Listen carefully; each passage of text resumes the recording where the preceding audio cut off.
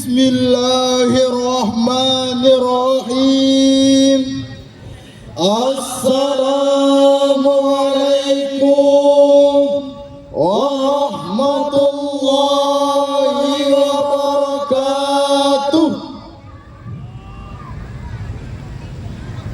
Alhamdulillahilladzi khalaqan nasa bisuratin mukhtalifah wa qabilatin mutanawwi'ah, wassalatu wassalamu ala sayyidina Muhammad, kanat ayatuhu bil jama'ah wa ala alihi wa sahbihi wa man tabi'ah risalatahul azizah, amma ba'du.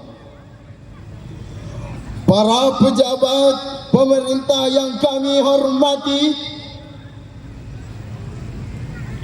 hadirin sebangsa, seagama yang kami banggakan.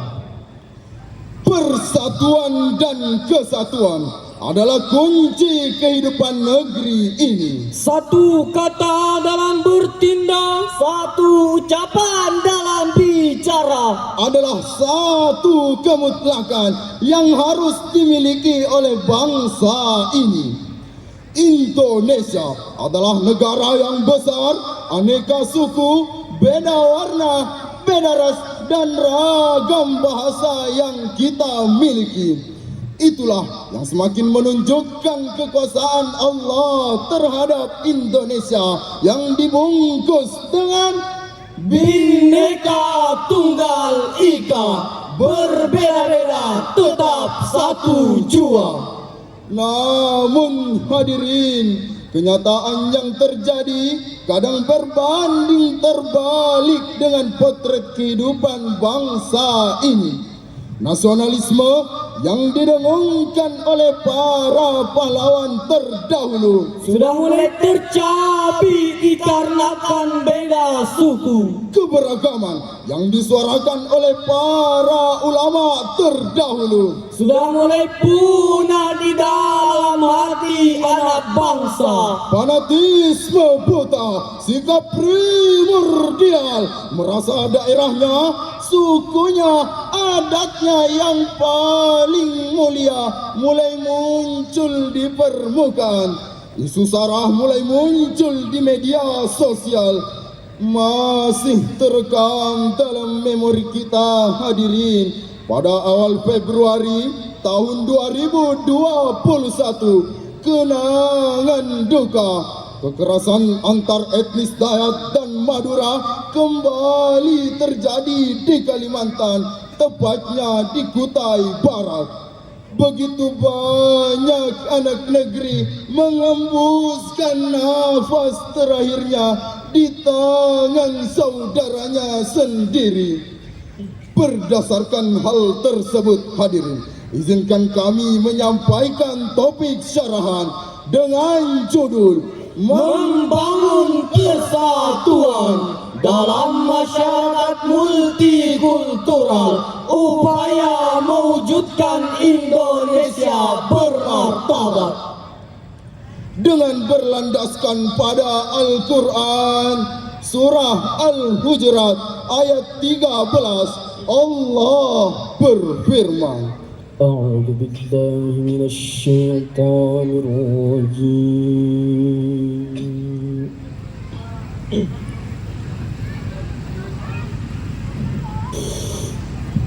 Bismillahirrahmanirrahim.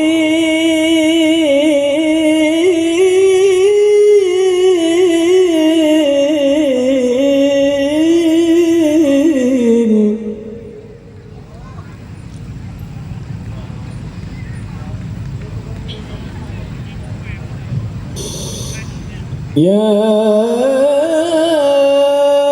ayyuhan nasu inna khalaqnakum min dzakarin wa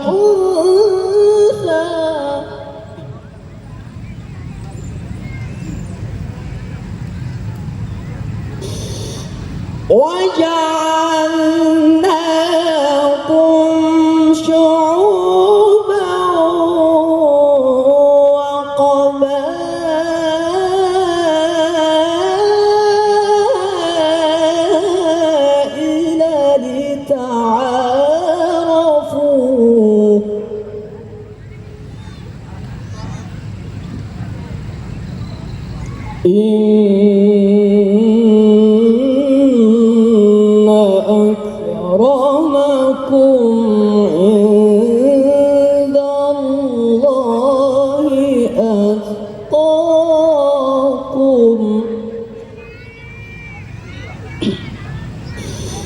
إن الله عليم خبير.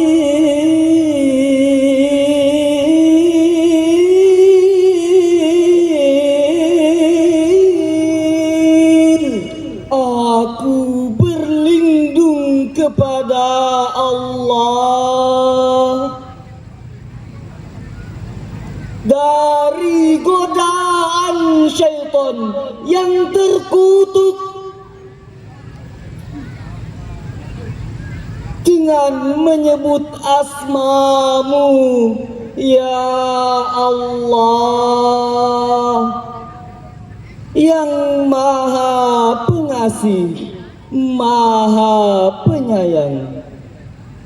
Wahai manusia, sesungguhnya kami telah menciptakan kamu dari seorang laki-laki dan seorang perempuan, kemudian menjadikan kamu berbangsa-bangsa dan bersuku-suku agar kamu saling kenal mengenal. Sesungguhnya orang yang paling mulia di antara kamu di sisi Allah ialah orang yang paling bertakwa. Sesungguhnya Allah maha mengetahui, maha teliti.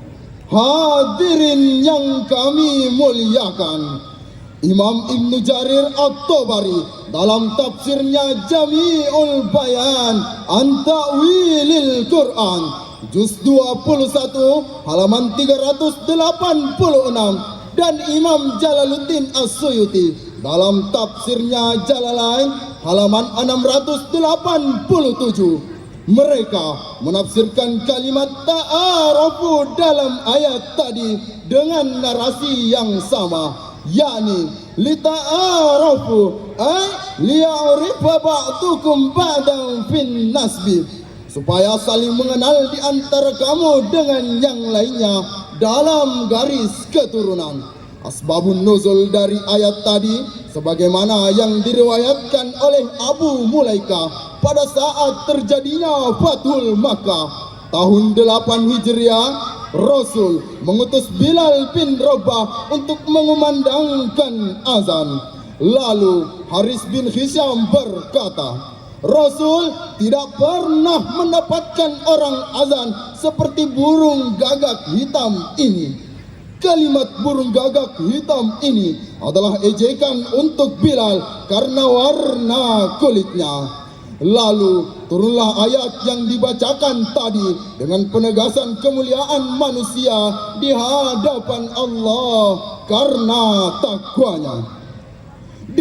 Seiring dengan itu, Rasulullah bersabda dalam sebuah hadis yang diriwayatkan oleh Imam Bukhari dalam kitab Sahihnya halaman 22, hadis nomor 6951 dari Umar bin Khattab, Rasulullah bersabda, Al-muslimu akhul muslim, la yadlimu wa la yakhdulu wa la yakdzibu wa la yahtiru.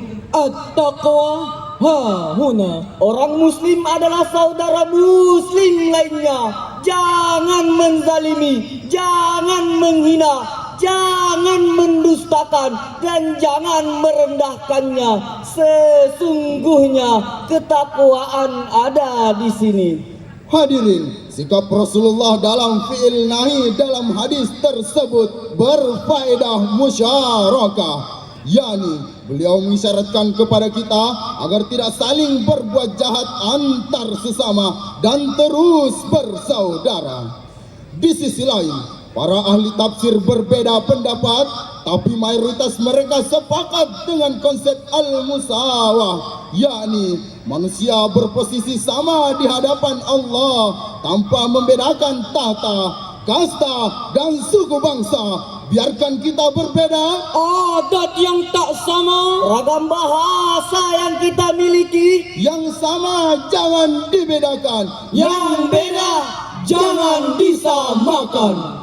karena perbedaan menjadikan kekuatan menuju Indonesia lestari sekaligus harmonisnya kehidupan.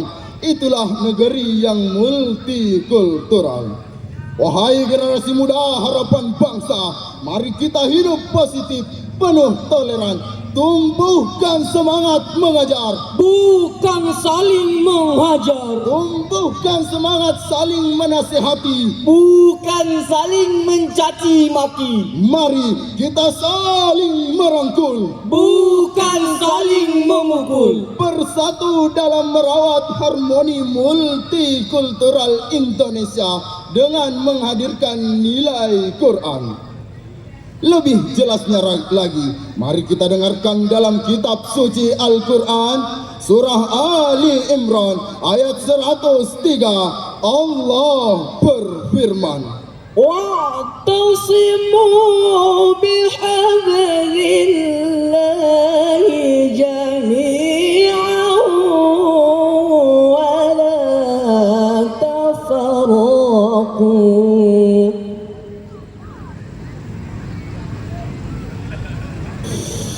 واذكروا نعمة الله عليكم إذ كنتم أعداء فألف بين قلوبكم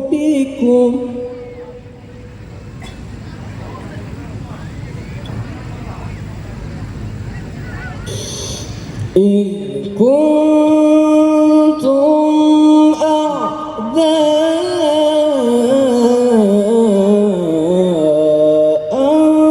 فألف بين قلوبكم فأصبحتم بنعمته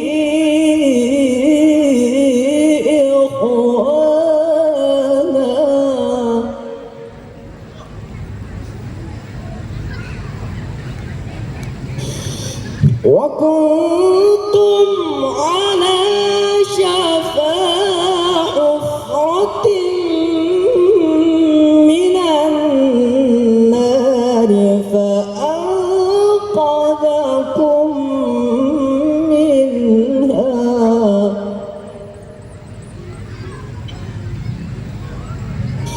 كذلك يبين الله لكم آياته لعلكم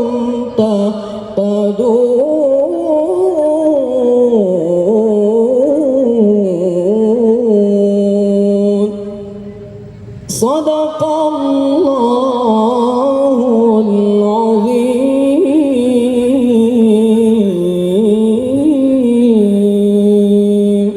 Dan berpegang teguhlah kamu semuanya pada tali agama Allah, dan janganlah kamu bercerai-berai, dan ingatlah nikmat Allah kepadamu ketika kamu dahulu saling bermusuhan, lalu Allah mempersatukan hatimu sehingga dengan karunia-Nya kamu menjadi bersaudara.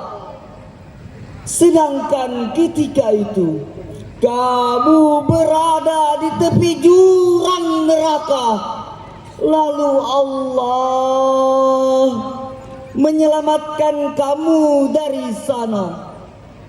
Demikianlah Allah menerangkan ayat-ayatnya kepadamu agar kamu mendapat petunjuk. Maha benar Allah yang maha agung dengan segala firman-Nya. Hadirin rahimakumullah. Asbabun nuzul dari ayat tadi sebagaimana yang